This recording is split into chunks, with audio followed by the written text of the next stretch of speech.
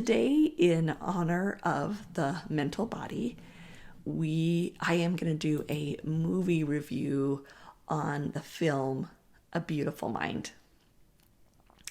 This review will be a spoiler alert. If you haven't seen the movie, then you might want to stop now and go and see it.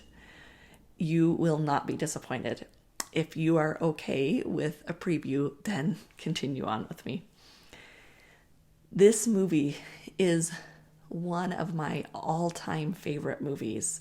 I remember seeing it in the theater and then sitting in the theater parking lot after for almost an hour talking about it.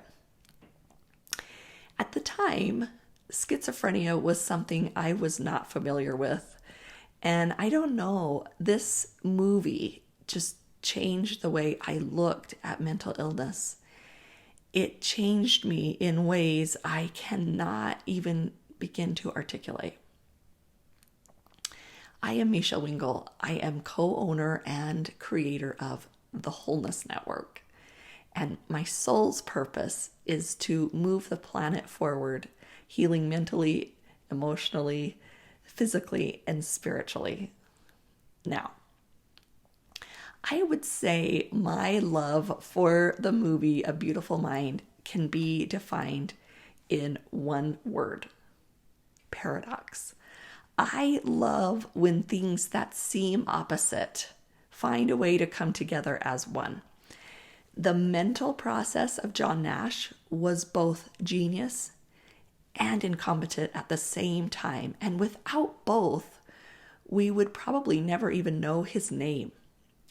He was afraid of his own mind, but used the fear of losing the love of his life to overcome his loss and gain something better, even though maybe that better was the opposite of what he thought he wanted. John Nash used the very thing that was his vice to create his virtue. He used his thinking to question his thoughts. And using your vice in the quest of obtaining your virtue is the Enneagram message and genius. And I'm going to talk about that a little later. The 2001 movie, A Beautiful Mind, is based on the life of the American mathematician John Nash. He was a Nobel laureate in economics and an Abel Prize winner. The film stars Russell Crowe along with Ed Harris, Jennifer Connelly, Paul Bettany, which also he's known as Vision to the fans of the Avengers, and which BTW I loved in the series WandaVision on Disney+. It also has Adam Goldberg, Judd Hirsch, and Christopher Plummer, which is famous for The Sound of Music. They are also in A Beautiful Mind. The film won 4 Academy Awards for Best Picture, Best Director, Best Adapted Screenplay, and Best Supporting Actress. And Jennifer Connelly certainly deserved that award. The film begins in Nash's days as a graduate student at Princeton University. In real life, John Nash was raised by 2 highly educated parents, and his father was known to often give him mathematics books to read when he was far too young to understand them. And he was always considered a different sort of kid, and the movie lets us know that. He is socially awkward, but you get the idea that he would really like to fit in. He is very much a square peg in school, in social situations, and in life.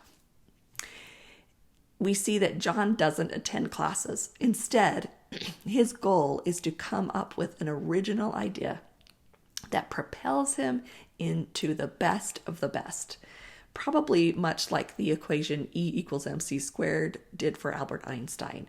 And incidentally, both Nash and Einstein were at Princeton University at the same time. And the real John Nash shared later in life that he and Einstein had spoken once, where John shared some of his thoughts about gravity and the expansion of the universe. And then John claimed he saw some famous theoretic physicists using those theories that were similar to his later on. In the movie, there is a pivotal scene where he and some fellow students are in a bar and a group of girls walk in. And you have to watch to get the full picture. They did a great job. But this is the moment where his original idea is born. And it is known today as game theory. Game theory is the process of modeling the strategic interaction between two or more players in a situation containing a set rules and outcomes. And although it's used in a number of disciplines, game theory is most notably used as a tool within the study of economics. So, in the words of John himself, he says, this is the game theory. The best for the group comes when everyone in the group does what's best for himself and the group. It seems strange to me that this was such a revolutionary idea, but we really have yet, as a society, to take in this mathematically correct approach and put it in our psyche with full force. Isn't it amazing to think that oneness and unity in prosperity can actually be mathematically proven to be the best force of action for all? Maybe our egos want to push against this idea. It seems to go against our free market spirit here in the US. But just in case you need to hear it again, the best for the group comes when everyone in the group does what's best for himself and the group. This is a mathematical truth. I think that's so amazing. And this is how the mental body looks at and processes. It loves reason and logic, and it remembers and it understands, and it looks for answers and creates expansive ideas. It does it all. The mental body is a paradox in and of itself. With John Nash's original idea comes he has a practical free ticket to go anywhere within his field, and he chooses to go to MIT. In real life, he was a difficult professor. He taught way beyond his students' capabilities and then judged them harshly when they didn't keep up with him. It was here he meets his future wife, Alicia, and the movie depicts a most romantic courtship and gives the impression that it was Alicia that breaks down his awkward walls and makes him a caring and loving being, maybe for the first time in his life. So it is heartbreaking that just soon after the marriage, John's schizophrenia comes to a head, and the whole first half of the movie is called into question. The movie is genius, and appropriately so, at sending you on to a roller coaster ride of questioning reality in probably the same way the characters do in the movie. You're not quite sure what's happening or what's real. And then the film brings you to tears as Alicia is forced to agree to horrible insulin shock therapy used at the time to induce a comatose state. You also cry at how the effects of the treatment and the medication mock at their once beautiful romance. It makes you think, how would it be to be married to someone whose mind cannot be trusted? And we get a glimpse at the paranoia it must have caused in her. But how would it be to also have your loved one not trust your thinking? John decides to stop his medication, and because he was never really convinced that some of his closest allies in life were imaginary, the illusions return rather quickly when he goes off the medication. And it is only when Alicia sees how dangerous the illusions can be and tries to leave that John finds a flaw in the illusions. In real life, this limbo-like state of John coming to grips with his illness takes years. And actually, John and Alicia divorce about 6 years after they marry in real life in 1963. But in 1970, Alicia took pity on John and allowed him to move into her home as a boarder. But then in 2001, they remarry. One might call them soulmates for sure. In fact, in 2015, both of them were killed in a vehicle accident on their way home from the airport after visiting Norway, where Nash had received the Abel Prize. So it makes sense that neither of them had to live without the other. They just seem to be two sides of the same coin.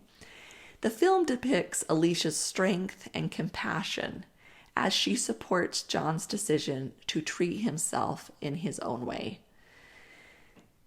She has to surrender to the truth of how life is, rather than the way she must have believed it would be.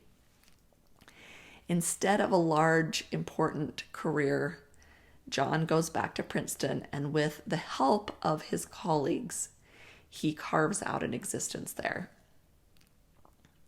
He thanks Alicia and credits her for his life and ability to accept the Nobel Prize in 1994. Remember, they weren't even married at the time. For this man, a mathematician whose desire was to find answers to the whys of life, to make sense of the world he never really understood. In fact, there's a funny scene where John is trying to come up with equations for everything from how pigeons move to why someone would get mugged.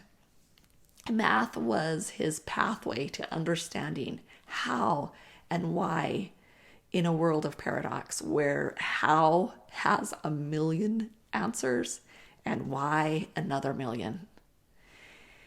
But even he eventually accepts the unknown. My favorite quote of his is where he asks, "What truly is logic? Who decides reason?"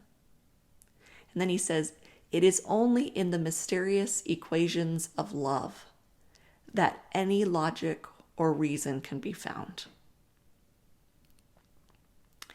And I could not agree more.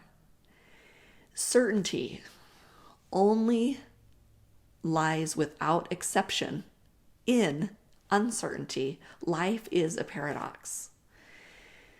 I mentioned earlier about the Enneagram, and if you have never heard of the personalities of the Enneagram, you can go to mechellewingle.com and hit the Enneagram tab or /Enneagram, and you can click on a test there and you can take the test. And when you come back and tell me your type, I will send you some information you will find fascinating. The Enneagram, it doesn't just give you a type of horoscope of your life. It gives you insight into how you show up under stress. And it also tells you what traits you can take on to relieve that stress. You're going to want your whole family to take the test so you can understand what motivates them in their life and what stresses them. And the address again is mechellewingle.com/Enneagram. Also, really quick at the end, there are still tickets available for my in-person class retreat, May 8th. Tickets are selling, so don't miss out. I can tell you, you will walk away from the day with hope and motivation and I want you to have a clear vision about your own life. And the places to get tickets is at thewholenessnetwork.com/retreats. You can use the promo code lowercase MECHELLE to get $30 off the day. And for a special treat, you can join a small intimate group for dinner where I can get to know you and your situation up close and be able to support you with an individual understanding. And you will also receive a free copy of my book, Mentality Workout, and dinner is included. But I'm calling this day Life in Pieces, a guide to living life whole. I really think that it's important to look at what you have, see the realities, and then look at the future. You can see all of these videos that I post every Wednesday on michelleengel.com and click on the Simple Shifts tab or /simple shifts. I know it's hard to say, but you can see all those videos here. So I will see you next time and have a great day.